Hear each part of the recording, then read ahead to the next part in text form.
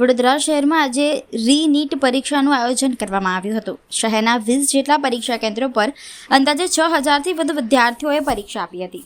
સમગ્ર પરીક્ષા પ્રક્રિયા દરમિયાન કડક સુરક્ષા વ્યવસ્થા ગોઠવવામાં આવી હતી।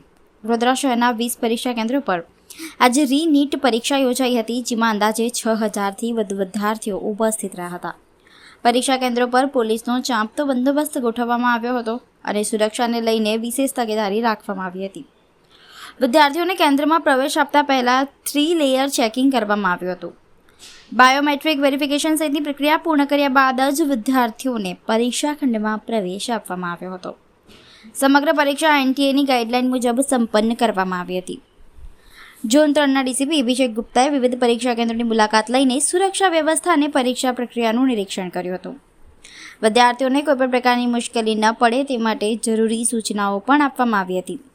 ગત સમયમાં પેપર લીકની ઘટનાઓના પગલે વિદ્યાર્થીઓમાં થોડો ભય અને ચિંતાનો માહોલ જોવા મળ્યો હતો। વિદ્યાર્થીઓ અને વાલીઓએ પરીક્ષા પ્રક્રિયા પારદર્શક રહે તેમજ ફરીથી કોઈ પેપર લીક જેવી ઘટના ન બને તેવી માંગ વ્યક્ત કરી હતી। વાલીઓએ જણાવ્યું હતું કે પેપર લીક જેવી ઘટનાઓ દેશના ભવિષ્ય સાથે ચેડા સમાન છે અને આવી ઘટનાઓને અટકાવવા માટે કડક કાર્યવાહી થવી જરૂરી છે।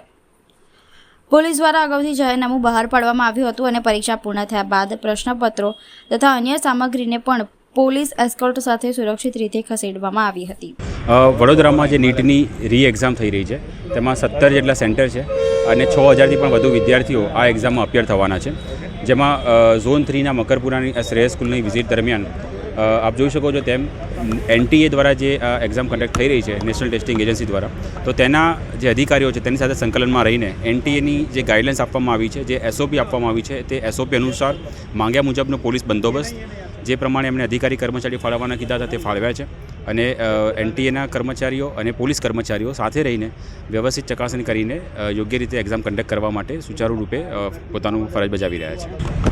એક્ઝામના 2 કલાક 3 કલાક પહેલાંથી જ વિદ્યાર્થીઓ આવવાના શરૂ થઈ ગયા છે, કારણ કે એમના બાયોમેટ્રિકને બધું થતું હોય છે, તો એ પ્રોસેસ અત્યારે ચાલી રહી છે।